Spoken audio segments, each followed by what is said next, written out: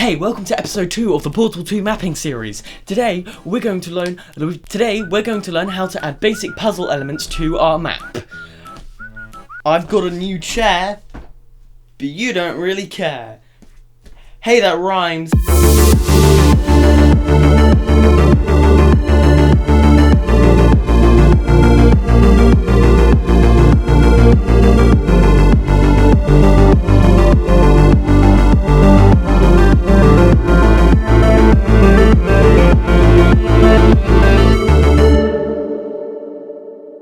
Okay, so before we add the cubes and buttons and stuff, I'm just going to be quickly talking about entities. So an entity is basically a thing, and there are many different types of things, and the reason why this is an entity and not this wall right here is because walls are boring. Now, the entity that Hammer gives you by default is an info player start or a spawn point. And it looks like Gordon Freeman, who has just taken a lethal dose of radiation and his head is not properly attached to his body. Now, we already have a spawn point in our level, so we need to change this. Now, to change this, all you got to do is select the selection tool and double click on it, or press Alt Enter. Now, in the class thing here, it says info player start, and we don't want that. We want, let's say, a cube. So you type in prop weighted cube to change it, and there you go. Now it's currently in the floor, so I'm just going to lift this up. Now it is above the ground, but that doesn't really matter at the moment because this cube does have physics, so it will just fall down when we start the game.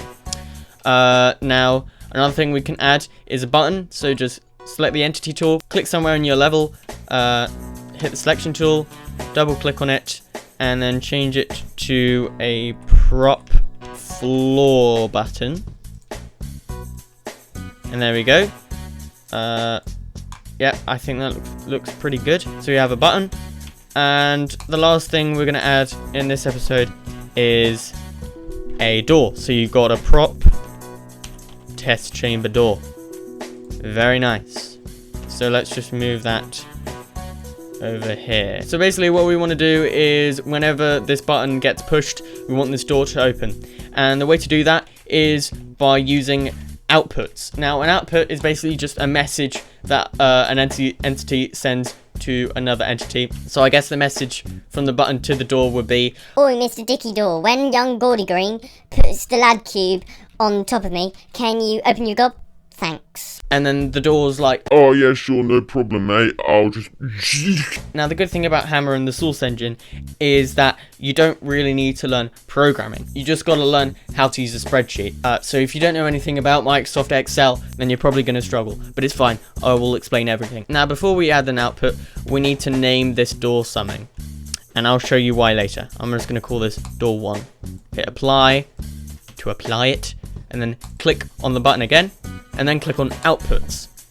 Now click on add, and the output we want is on pressed. Now when we press the button, we want to target the door. That's why we renamed the door. And what we want to do is we want to open the door, and there we go. Okay, so let's run our map.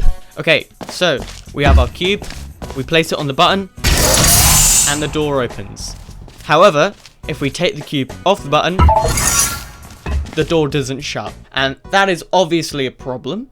So we're going to change that. Now, if we go onto our outputs here, it says when the button gets pressed, the door will open. However, when the button isn't pressed, the door will have to close, won't it? So what we're going to do, here's a little handy trick. Copy, paste.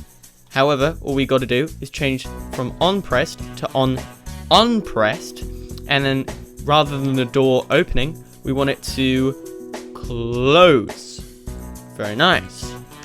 So if we run our map again, okay, cube, button, door opens. Very nice. Cube off the button, the door shuts. Perfect. Now we got a nice little puzzle going. In the next episode, I don't really know what we're doing, but it's probably going to be something good. So, thank you for watching, guys. I'll see you in the next one. Goodbye!